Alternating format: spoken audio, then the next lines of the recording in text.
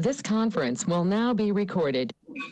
All righty. Welcome to the Harwich Cultural Council meeting of Thursday, March 11th. It is 4:01, and I'm going to call the meeting to order. Pursuant to Governor Baker's March 12th, 2020 order suspending certain provisions of the open meeting law, GLC 30A, Section 20, and the Governor's March 15th, 2020 order imposing strict limitations on the number of people that may gather in one place, this meeting of the Harwich Cultural Council is being conducted via remote participation. No in-person attendance of members of the public will be permitted, but every effort will be made to ensure that the public can adequately access the proceedings as provided for in the order. So with that being said, we're going to move into public comments and announcements. Looks like somebody's trying to come in here. Maybe that's Sharon, but we'll see. Any announcements by board members, council members? No one with nothing to share. Okay, so we're going to move into approval of our February 11th, 2021 meeting minutes. Could I have a motion to approve, please? Charles, I see your mouth moving. If you want to take yourself off mute. Somebody made the motion? You. I made the motion. Oh, so Chris made the motion, and Charles, were you seconding? I will second it. Perfect. Any discussion? All right, we're going to do a roll call. This is to approve the February 11th minutes as presented. Bernadette, we'll start with you. I'm going to abstain. I wasn't at the meeting. Thank you. Thank you very much. Dinah. You. She's muted. Yeah, I thought one could unmute by pressing on the space bar, but that isn't the case apparently. That doesn't work with Zoom. Yes. Okay, thank you. Charles? Yeah, aye. Thank you, Peter. Aye. Chris? Aye. Sharon? I'll abstain since I wasn't there. Yep. And then I'm an aye. So it is approved with 2 abstentions. Thank you very much. Moving into old business. So status of 2020 grant recipients. I do have a report to make. So hold on, let me open up my notebook. I did speak to two, and let me pop this out real quickly. Hold on one second. I spoke to 2 of our grant recipients from 2020 who sadly are going to withdraw or cancel. They just unfortunately are not able to pull their projects together and don't think they can do it by the end of June. We've had lots of conversations on lots of possibilities, but it's just not coming together. And the first one is the support for a brain injured artist. It's just unfortunately not going to come together. So that one is going to be canceled. We awarded her $500. So that's going to stay in the pot. And then the other one was the teen artist. I think that was the one, teen artist of Cape Cod. I have to double check real quickly. Let me just take a quick, was it Naomi? Nope, that was not Naomi. Hold on one second. Let me get the name of it's Nettie. So it's Nettie, yeah, Nettie Berkeley. And so that would, I think hers was I think that was the teen artist, I believe. Yeah. And hers was, we awarded her, I think it was the $400. Let me double check. So $400, that's $900 that will stay in the pot. So we're going to mark those canceled, unfortunately. And I have been back and forth with both of these grant awardees, and it's just not coming together. So I feel like we have made every attempt that we can on our part to assist them, but it's just not going to come together. And the other one that I wanted to update you on, because this was one we talked about maybe 2 months ago, it was the Young Women's Soul Collage group. We're going to cancel. However, I got an email from them, I guess it was last week, and they think they might have a facilitator and are going to let me know for sure, and asked me if they could secure the facilitator, could they still go ahead with their project? And I said that we were meeting today. Unless anybody's strongly opposed, I think I'm going to go ahead and give her the green light to stick with it. Does everybody feel comfortable with that? Yes. All right, so that one is Yes. in the amount of Yep. $250. So we don't know for sure, but she's going to confirm with me as soon as she can nail down this other facilitator. And that's the one, for those of you that remember Lorinda, that was the one that Lorinda was going to lead. And so they believe they have another facilitator. So I won't be able to update you on next meeting on that one, but it does look like it might be a go. And then I have no other updates unless Charles or Dinah do. We still have two outstanding. Rise and Shine was one, and the other was the, Oh, I'm sorry, Charles. I apologize. This is for 2020. oh, for 2020. Yeah. No. Yeah. 2020 is good. Okay, so and Dinah, do you have any updates? Well, yes, Danielle Levine is still proceeding, and she said that she was working out the dates and planning to perform on Zoom at Rosewood, but she did not yet have the date secured, but she knows the timeline. And the Movimento are the people who've been in New Zealand, and I had put them in touch with Nina at the Cape Cod Theater Company because they had mentioned the Cape Cod Theater Company in their application. And I thought it would be good for them to check with her to see if, in fact, they could work out anything to do in a remote fashion with her. And I have not heard anything back from him. So I think that is probably not a go, but he also knows the timeline, knows the schedule, was very aware that he had to be doing something and be completely done by June. So Okay, thank you for that. Yeah. And just as another update, I don't have any other updates, but I just will let everybody know the puppet theater presentations, and this is, again, is last year, 2020.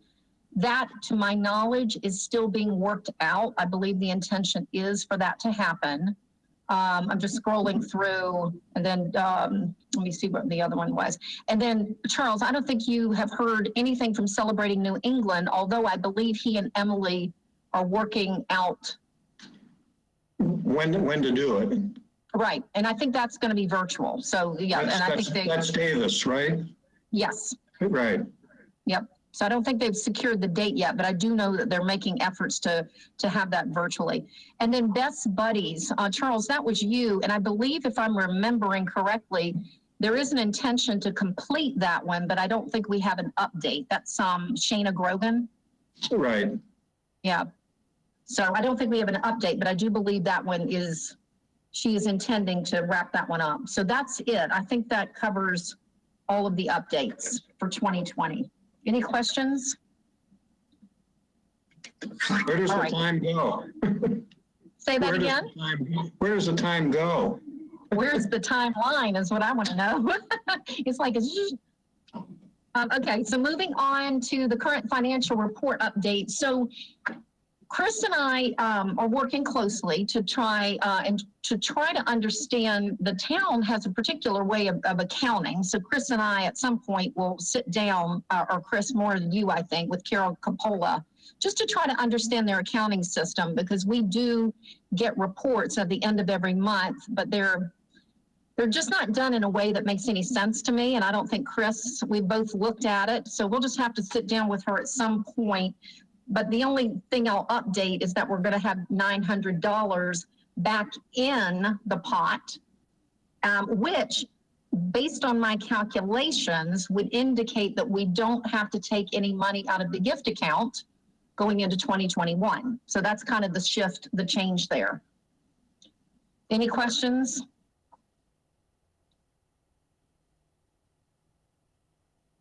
Yes. Yeah. Go ahead.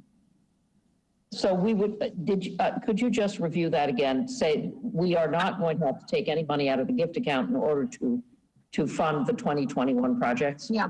We Yep. will be using the overage from last year. Exactly. Yep. Because that's in the main account, because the main account, which is the grant account, so that's the money that comes from the town and the state. Yes, goes right. into, yeah. So I'm So wondering, we have to use, Yeah, we have to use that first, right? I'm wondering if that requires a formal vote since we had already agreed to use money from the gift account. That was my question. Oh, okay. It's up to the group. Does anybody feel like we need an official vote? No harm. Okay. I'm hearing no harm. So does somebody want to make a motion? I'll move that we sort of certify what we've just discussed regarding the $900. Does that work? I'll second it. All right, so Peter is saying that, because we're not changing the amount that we're granting, we're just changing the allocation. So the motion would be that we are agreeing that the money from 2021 will come from the main grant account and not from the gift account. Much better phrasing. I'm trying to remember exactly how much we had allocated from the gift account. I don't have that. It should be in the minutes. Does anybody, I thought I had the minutes printed, right. and I do not. Can anybody read the minutes? Because I want to say it was 700 something, but I don't have the minutes in front of me. I'm looking.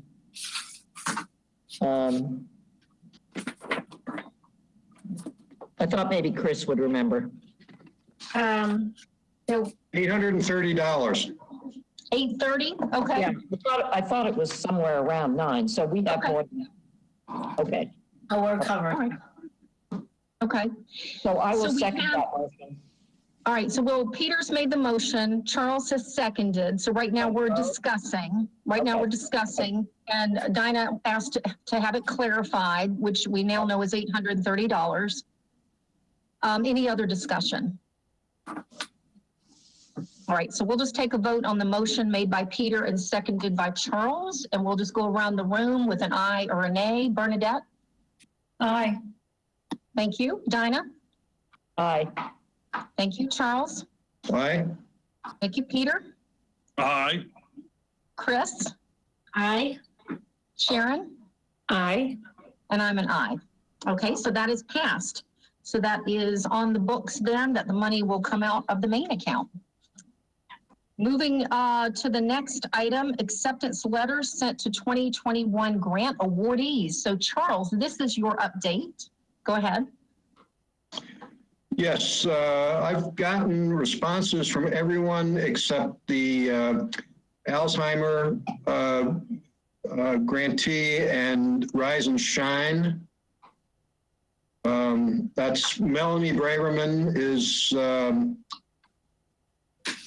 the Arts and Ideas online cultural events for people with dementia-related diseases and their caregivers. And I think it's Amy Neal, Rise and Shine. I haven't heard anything from her. Everyone else has checked in. So I thought that we would send them a follow-up, and we can attach the status, the evaluation form with that and request a response. I'm surprised. Because I checked, all those emails went through. So they may not be checking the box. So you have sent the evaluation forms to others already, or are you suggesting that there be a reminder to everyone and include the evaluation form with this one? What did we say, Tina, that we're going to send those now? Yes. Yeah, everybody has acknowledged receipt of their award letter, except for the two that Charles has mentioned. So what I had suggested to Charles is later in our agenda, we're going to vote on the evaluation form because we haven't officially voted on it yet. And once we approve that, then that gives Charles a reason to follow up with everybody. So he's going to follow up with everybody because everybody's going to get the evaluation form. Yes. Okay. But with those two in particular, it's also going to be a reason to follow up. Okay, that's what I wanted to confirm. Thank you. Yes. And then I'll also note to Charles, once he sends the evaluation form, even if they haven't acknowledged it at that point, we do have telephone numbers on the grant application. So Charles and or I can call both of them. I know that Rise and Shine, well, actually both of them have applied to several grant cultural councils. So I don't know, maybe they're just looking at them all and being very happy and maybe not responding individually. I don't know what the issue is, but I know that both of them have gotten several grants from several cultural councils. So yes, Peter? What is the other one beside Rise and Shine? What's the? It's the, I believe it's the Alzheimer's. Alzheimer's? I'm playing with, I'll give you the, Peter, it's the Arts and Ideas. Okay. Line 34 in my spreadsheet. Thanks. Good. And Tina, Any other comments? I don't mind calling them and following up. Okay, why don't you do that, Charles? And I mean, we can still send out the evaluation, but a phone call might be nice. But I just know with those two in particular, they're getting a lot of grant awards. So who knows, maybe they're just getting them all and they just haven't had a chance to respond to each of them individually. I'm not sure. Yeah. All right, so any questions about Charles's report? All right, seeing none, we're moving into new business, reimbursement requests for our 2021 awardees. Now, keep in mind, these went out on February 15th. We've already had 2 submit their reimbursements already, with another one that should be coming very soon. So we've already got 3, and I've already been in touch with Chris. So Chris has been copied on all of those. And we're just waiting because we're not going to issue any reimbursements until we approve the evaluation form, which Charles is going to send out, because we need to be able to tell these who have submitted reimbursement that there's also an evaluation form. So Chris and I haven't done anything with this yet. We're just kind of waiting, other than just acknowledging receipt of the reimbursement. And I can let you know, let me pull out, I'm working from 2 sheets. The 3 that have put their reimbursements in already is the symphony, or the orchestra, I'm sorry, Cape Cod Orchestra has put their reimbursement in. Eventide Theater Company has put theirs in. And then Naomi, which I think she is Beyond the Bounds. Naomi has hers coming, because she sent Charles and me a note with a couple of questions. So hers is coming also very soon. So those are the 3. Any questions on that? Just so you know, I went to the mailbox and there's nothing, in the mailbox. Okay, but thank you, Chris. All right, moving on then, the media release announcing 2021 awardees. And I haven't done this yet. I've got a media release and I usually send out every year, and it's pretty much standard. I just trade out some information. And I always hang on to it because I feel like it's important for our awardees to hear that they've been accepted before it shows up in the newspaper. So now that that's been official, other than these 2 that Charles is trying to confirm receipt, I just wanted to put this on the agenda to let you know that I have the intention of getting that media release out. And it's just basically just swapping out from last year, some of the dates. And so any questions on the media release? Just, Tina, when you have it, you'll send it to me and I'll cut it down if I have to for social media. Yes. And in fact, I'm glad. Yep. And in fact, I'd like, what I think I might do, and I don't know if I've ever done this in the past, I'll have to look.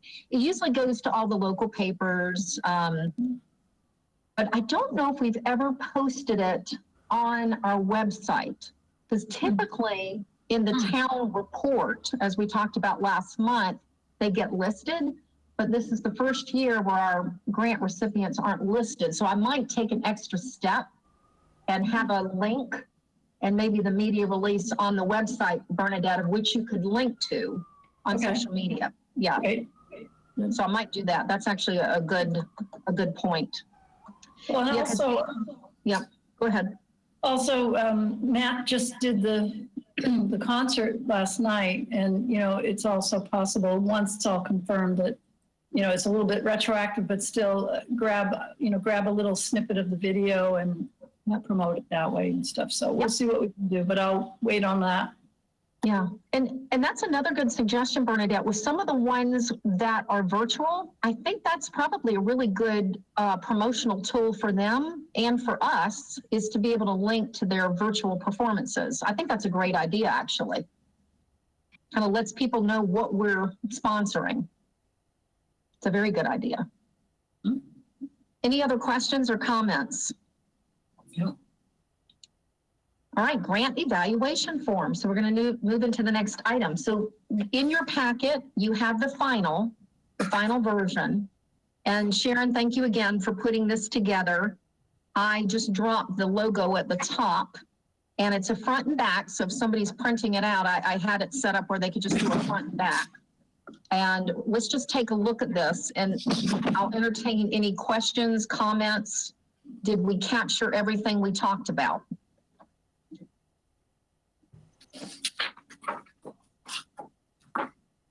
Kim, everybody just take a quick minute to look that over. The only thing I wanted to talk about, though, because I think we had this discussion last month, the host site supervisor certainly could fill it out. A collaborative partner could fill it out. But I know we were talking about some of these that are doing them online. How do we do that? Dinah, go ahead. Did you have your hand up, Dinah? Yes, I did. But my question was a little bit different. First of all, I thought it was really well done. Thank you so much, Sharon. You really captured what we discussed, even though you weren't there. So I thought it was great. The only question that I have about it is the very first thing where it says, or through audience feedback. And then down at the bottom, at the very last, it says name and title of person completing this form, not facilitator or performer. So if it was through audience feedback, who would be filling that out? If I were a performer and I saw the first line there, collaborative partner or through audience feedback, I would think that if I couldn't get the host site supervisor or the collaborative partner, or there weren't any, and I was assessing the audience feedback myself, that I would be filling this out. I can't ask the audience to do it, so I would assume I would fill it out. But then I would get to the very end, and it says that I would not be eligible to fill it out. So I just think we have to think that through and figure out how to state it so that it's clear. Good suggestion. Do you think, I mean, do we want to leave that in there, or do we want to remove that altogether? I don't know. Which? The facilitator or performer. I mean, is that necessary we keep it in there? Well, I think we were trying, I mean, that's the thing, is we were trying to have it not be the person who applied for the grant, right? Mm-hmm. And so that it's actually, I mean, we're trying to cover two things, but being realistic, is it realistic for us to imagine that there would always be someone else to fill it out, that they could find someone else to fill it out? That's the question that I have. Right. And the other thing, too, to keep in mind, we're in a very unique world at the moment where at least half of these projects, if not more than half, are virtual. I mean, we've never had that situation before. And so this is a new territory. So I think originally when this evaluation was created a decade ago, nobody was thinking virtual. So I think we just took some of the wording that was from the evaluation 10 years ago and just carried it over. So that is something I think we need to think about, is how do we handle these virtual performances? If it's not going to be the facilitator or performer, then who's filling it out? Well, it would have to be whoever was on the other end, the partner or the host site supervisor. Like if someone was doing something for a nursing home, the nursing home facilitator would fill that out. But that isn't always the case. In some cases, people are just streaming their own stuff, like Matt's thing, for instance, like the chamber orchestra, right? So that is a bit of a problem. I have a comment, but Bernadette, go ahead. I just had a comment about it too, and I know I wasn't there last month when the discussion went on.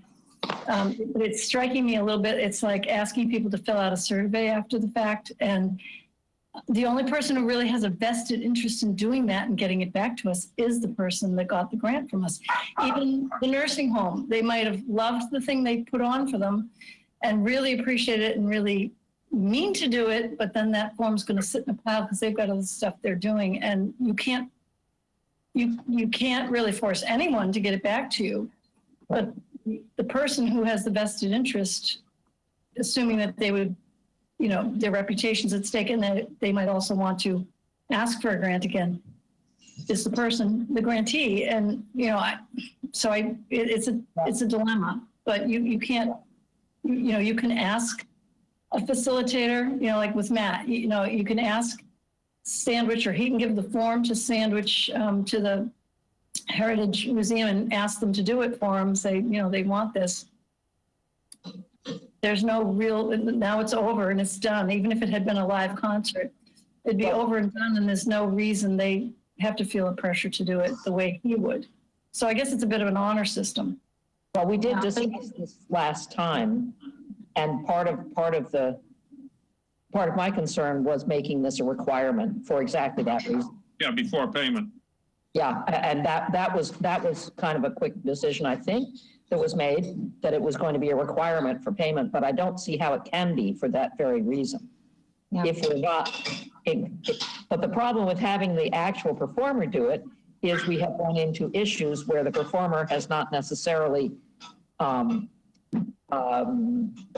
fulfilled their obligation. I think there's been maybe once or twice that we've had this experience, and then they have not been completely accurate in their feedback. So we haven't really known what was happening. So it's a bit of quandary. I'm not sure we really know how to solve it. Exactly. Yeah, Charles, go ahead. Wouldn't part of our response be to question anything that stood out, you know, based on, we might have seen the performance, we might have heard about it, one thing or another. I mean, to me, that's the only feedback, you know, they're going to get. Yeah, that's true. So let me just make a couple of comments if I can, and this is just from my experience on the council. Before the virtual world, all of us on this council would have attended an event or something. So we would have seen it with our eyes. We would have been there in the experience of it. And in cases where we couldn't be there, then the evaluation form, my understanding of it anyway, the evaluation form came in handy. And so because of the circumstances, and we haven't been able to get out to a lot of these events, it's hard to see it with our eyes unless we get a video link like we have from Eventide Theater Company, as well as the Cape Cod Orchestra, so we can see it. We know that it happened, and we can watch it and we can enjoy it. So I don't know if I think this is really about the virtual. Like, even if I'm thinking about Cape Cod Orchestra with Matt, I don't believe that the Heritage, whatever they're called over there, and Sandwich, I don't think they were a collaborative partner. I think he paid for the venue. So I don't know if they're a vendor. I don't think a vendor should be filling this out. No. So, but if I watch it with my eyes and I can say this was so good, I mean, isn't that enough, perhaps? Mm-hmm. Yeah, that's true. So what we really need is a way to observe every effort, right? Right. Yeah. So I'm going to make a recommendation that I think the grant evaluation form is a very important tool for the reasons I think Charles brought up last meeting, which was just making sure when we're looking at granting every year, is this a worthy cause? You know, did it turn out the way we were hoping? So I'm going to make a recommendation, particularly because we already got the link from Matt, and I know Eventide is sending me theirs. If we can agree that we're going to watch it, you know, and we can decide for ourselves, this was worthy, this was not worthy, and just make some notes somewhere. But I don't know that this is necessary in those cases. It might be necessary for a partnership, like with the Rosewood Manor Home or whatever. That might be a worthy evaluation because they're actually delivering it to the folks at the Manor Home. So that might be a worthy time to use this, but it might just be a case-by-case basis and not everyone having to do this. That's my recommendation. Any thoughts on that? Chris? Reading this over, it looks like it's helpful for the person who has asked for the grant to evaluate their own program through this. How did your target audience respond? These kind of questions are helpful for their benefit for evaluating their program. It also is helpful for us because some of our questions on our application are, how many people is this program going to serve? So now if they're asking for $1,000 and they're serving 5 people, or if they ask for $1,000 and last year they only served 5 people, those kind of little questions matched with their application and how it all performed, it's helpful if we can coordinate that to be together, the application with information with the evaluation information. So for whoever fills it out, I'm sure they would do, I feel that they would do a sincere survey for their benefit and for ours because they want to have monies available for the following year. So the only thing I see is the conflict in my mind about the 2 questions of signature, who's filling out, the facilitator and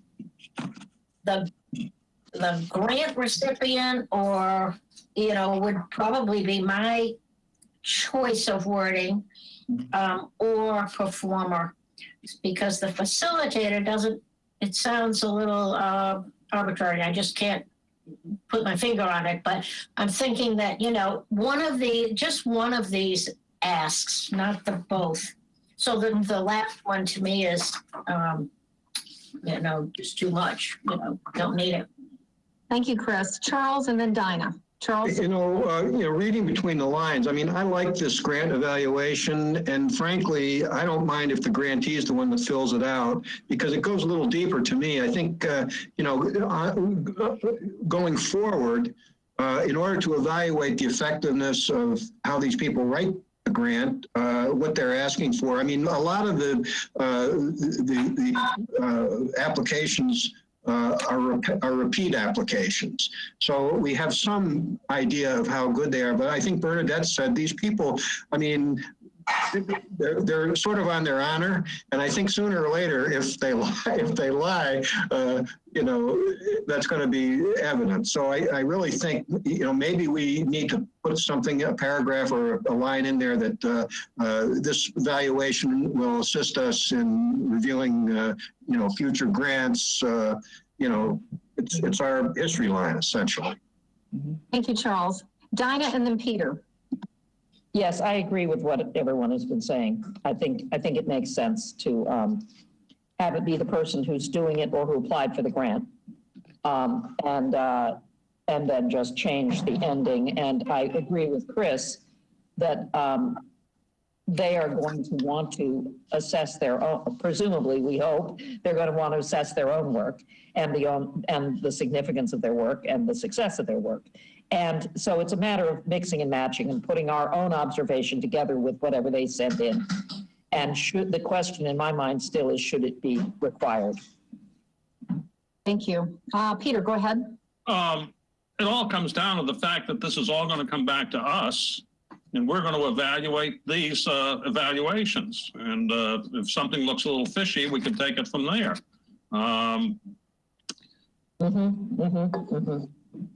Yep, right. That makes sense.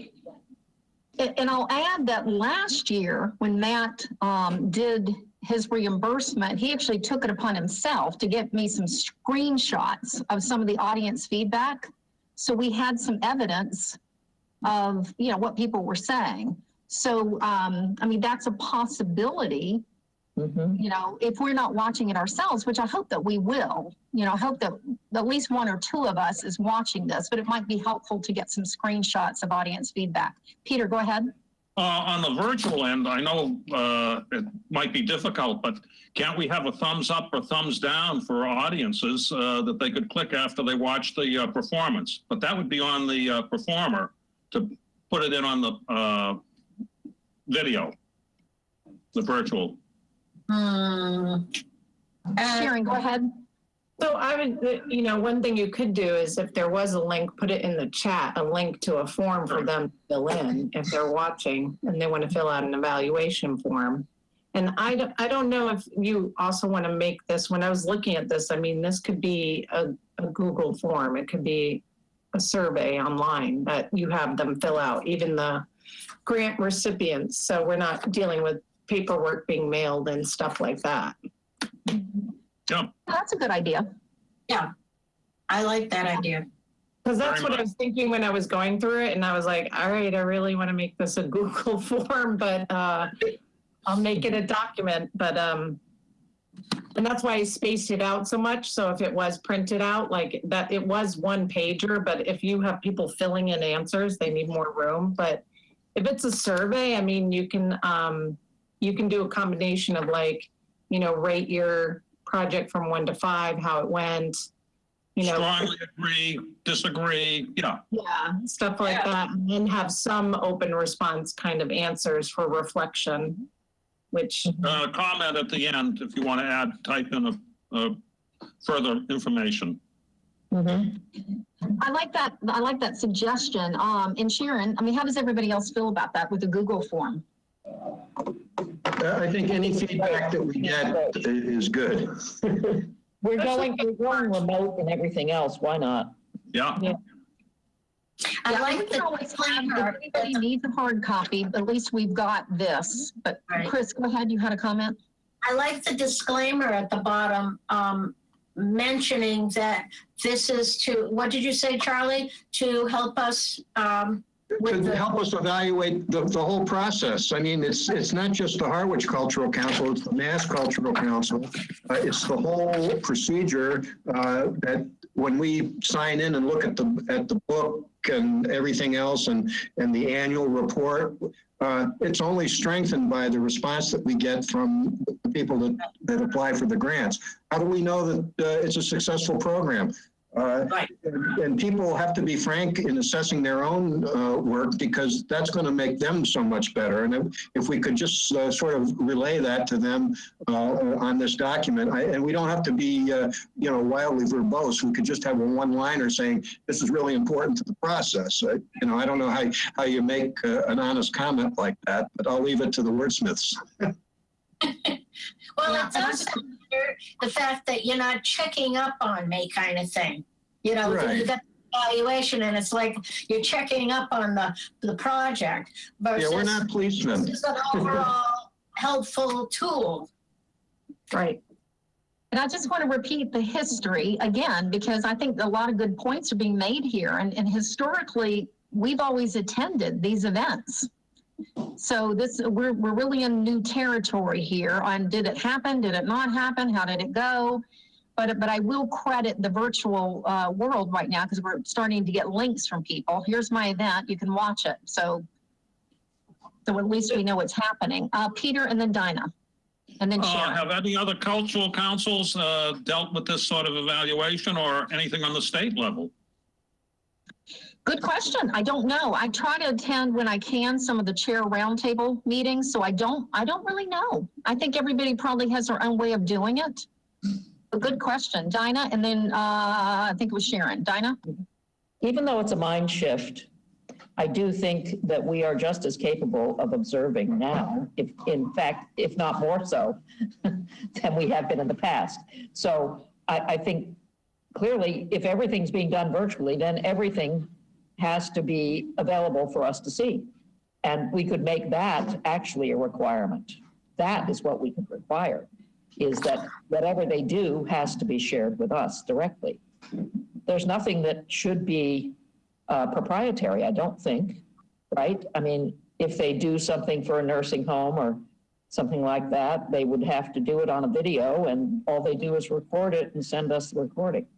So it seems to me that that's really, along with you know, and evaluations for their own purposes and for our, just so that we can assess the efficacy of our programming and, you know, what we give out and so forth. I think that really covers it all, doesn't it? It does, although I have a response to that. But Sharon, you're next, and then I do want to respond to what Dinah said. So I was just wondering, like, are we taking off what we had at the bottom there of if the self-eval is the backside, right? If it was a Google form for the performer? I personally, and everybody can agree or disagree, I would probably I would leave a name and title of person, just in case we had a question or an email address or something. If we had a question, I feel like we need to fill this out if we have a question, and perhaps maybe an email address. I know on a Google form you can just give an email address, just in case there's a question of clarification. That would be my recommendation, but I don't know how the group feels about that. I just was wondering, like, are you going to have did the performers arrive on time? Would you want to keep that on a form or not? Because it's really about them reflecting about their yeah. But, you know, but my thought on that is I think it's helpful for the grantee, because it might even help them think, do I want to even do this next year? Because my performers didn't even arrive on time. This was really kind of frustrating. We pulled it off, but it was frustrating. Okay, so if they're dealing with other people, all right. Yeah, I think we need to go back to the drawing board with this now, having had this conversation. I don't think it's going to be a matter of just figuring out in the moment. So I have two things to say in response to both of Dinah's comments. So the first one would be about the recording bit. My understanding of the soul collage workshop and how I understood that proposal be written, I'm not sure with some of those young girls in there how keen they will be to have somebody come in and record them if they're sharing personal things. I know that it was the same with creative outlets, I believe, is also you're getting into some vulnerability and sensitivity. So I don't know that I would recommend that people video. I think but we can be invited. I mean, we absolutely, one of us can go. But to record it, I don't know that I would make that a requirement just because of some sensitivity issues with some of these things. That's a good point. Yeah. And then you said something else I was going to respond to, and I forgot what it was. What did you last said something? Last thing I said is I think we need to go back to the drawing board with this value. Yes. Having had this conversation, Right. I think it's pretty clear what we need on there, but there's no point in working through at this moment. Maybe if Sharon would be willing to take it back and just doctor it based on what we discussed, that would be fabulous. So my response to that, Charles, and I'll get you in one second, my response to that would be, because we already have 2 people who put their reimbursements in with another one coming. So do we hold them up for a little bit while we work ourselves out, or do we take, because I know Eventide will give us a link, and I know Matt's already given us a link, and I'm sure Naomi, I think her concert is this Sunday, if I'm remembering correctly. She can also give us a link. Dinah, go ahead. Yeah, I would suggest that we just tell them that we are going to be giving them an evaluation form. If we're not making it an absolute requirement, then I think we can just be straight with the people who've already completed their projects and tell them that there's an evaluation coming and ask them kindly to fill it out. Okay. Okay, thank you for that. Charles?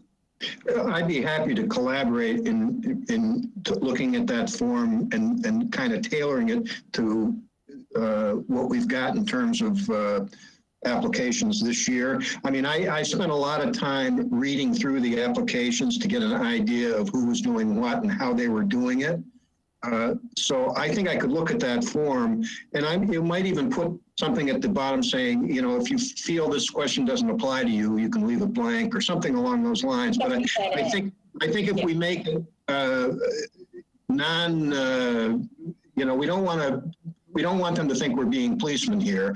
We want them to succeed, and we want to help them, you know, because a lot of these people are not good at writing grants, and some are expert. So I think if we can sort of shepherd them along a little bit, and this form might be a good way to help do that. Yeah, good point, Charles.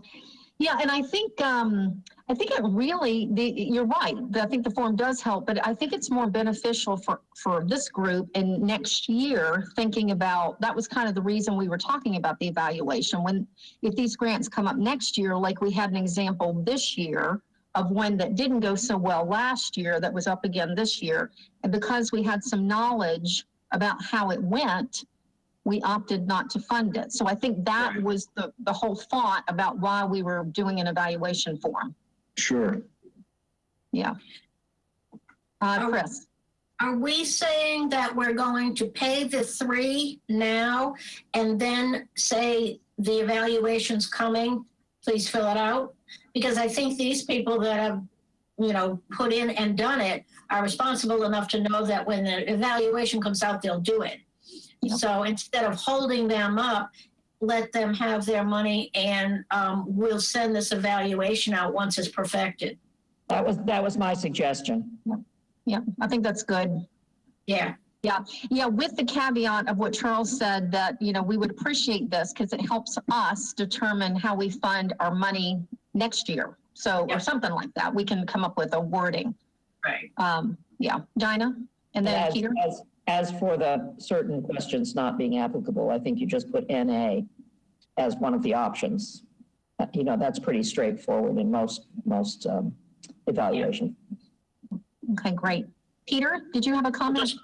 We could add that to the form itself saying, this is going to be used in evaluation of future grants.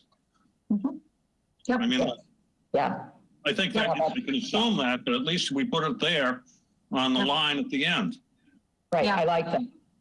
Yeah, I do too. And that tells them if they're thinking of applying next year, they need to get this done. Yeah. Exactly. I really like it. I think it's very positive reinforcement. Yeah, and it keeps us from being policemen, Charles. Yes. Yeah. Okay, good. So the verdict then is Sharon's going to go back and kind of put that together as a Google form. And I guess we'll just put that on the agenda for next month, and maybe you'll have a link ready for us and we can just review it before we come into the meeting. All right, any other final comments or questions? All right, moving to the next item, grant reception subcommittee. I put this on here again with the hopes that now that vaccinations and everything are out, I'm hopeful that maybe in the fall, perhaps there could be a 2021 grant reception. So I don't know, I just put it on here. We don't have to put a committee together tonight, but just for some discussion of, because at some point I would recommend having that grant reception, or at least for the 2021 folks who weren't even recognized in the annual report. So I don't know if you want to, I don't think there's any decision really unless you feel like you want to put a committee together. I think it might be a little early for it, but maybe not. Any thoughts? Bernadette and then Chris. Yeah, I think it's still a little too soon to say, but I think you're right in being hopeful and optimistic. And I do know that, I don't know if it was the last time that the council did it or not, but they hosted it over at the Cultural Center up in the library area there, which is a really nice large venue. And but currently it's not open to the public. So we're getting there. And I think, we should be thinking about it and planning ahead in our minds. But, I'd be reluctant to say or commit to anything this evening. But, let's hope that some things will go back to the way they were. And we'll be able to do something like that by September. Right. Thank you. Chris? That's exactly what I was going to say. Okay. All right. Anybody else? All right, Dinah, go ahead. We had talked about the possibility of doing a virtual reception, and that was for the 2020 people who really are going to miss out completely, right? So I am thinking that even if it's not possible to be together in a space in September, we could consider that as an option, to do a virtual thing, because most of the projects will have been virtual, and so we will have clips of a lot of things which we could use perhaps for a reception online, a thank you kind of thing online, and a highlighting of the work of the council, which I think is really, really important. Yeah, I would agree. I would agree. And then I'll just throw it out if the group felt like even going back to 2020, and if you wanted to do anything at all, I mean, they were recognized in the annual book, of which 2021 didn't get that at all. Right. I mean, they'll get the media release, but they're not going to get permanent placement in that Harwich book. Yeah. So, yeah. All right, so we'll push this off then because it sounds like we're not ready really to move in that direction yet, but it will be something at some point to talk about. We could always pick it back up in maybe June when we have a better feel for what's happening, perhaps. All right, moving into other items, withholding of administrative funds from the MCC allocation. This was something Chris had asked about. And I'm just going to put my thoughts out about this and then we can just have a dialogue. I think we have enough in the gift account that I personally don't think there needs to be a withholding. I think everything that comes from the state and the town, in my view, really should go into the grant account. I think we've got a nice, healthy gift account, and I don't see any reason to add more to it. That's just my thought. Any other comment? Looks like nobody has a comment. And just also, and I think I might have mentioned this, but withholding of administrative funds is often used by those towns that don't have their town contributing. So all the money they get is strictly from the state. So there's a lot of towns this year that just got the $5,000 and that was it. And they don't do their own fundraising and they don't get anything from the town. So for those types of cultural councils, it makes sense to withhold. And that's why the Mass Cultural Council makes that option available. But for someone like us, who we do our own fundraising, we've got a healthy gift account, the town contributes, I personally don't think it's necessary. All right. Chris, go ahead. So are you saying that, to have to remember what the heck it was all about, but the total of the amount that we have in our regular account, if we don't spend it all because somebody doesn't perform something and we have a balance because it wasn't out of no fault of our own, because we gave our monies out, but then something didn't happen, like this year. Can we keep that amount in there to roll over, or do we have to drop it into the gift account? You can keep it in the gift. Here's the gift of these competing fiscal cycles. The gift of the town being on one fiscal cycle and the state coming from another, they kind of overlap. So it's never, you're never going to run into a situation where you're going to be sitting with a balance at the end of the year, if that makes sense. And if you have a balance at all, I mean, in any of these overlaps, you just keep it in there and it just goes into the next grant cycle. Yeah, okay. It just kind of carries over. But that is the whole thing with the town. That's why it does get really confusing when the state does their January through December and the town's going July through June. So you've got two overlapping monies here, as you've seen, Chris, because the town money comes in on a regular year. It comes in July 1, and then the state money comes in that first week of January. So you've got, they don't come in together. Mm-hmm. But you're always going to be carrying a balance depending on how things are landing. Which is good news. Yep, exactly. Yep, very good news. Any other comments, Dinah? Yeah, so Tina, would you like to make that into a motion? You feel you should make that into a motion, what you just proposed? No one seemed to disagree. It's up to the group. I saw consensus, but it just depends on the group if you feel you want a motion. I'm just asking. I don't feel strongly about it. No. Is there a consensus? I saw a consensus. Was anybody opposed to what I said? No. No. Okay. So I think we're good. You could just note that there was consensus. Okay, I will. Yep.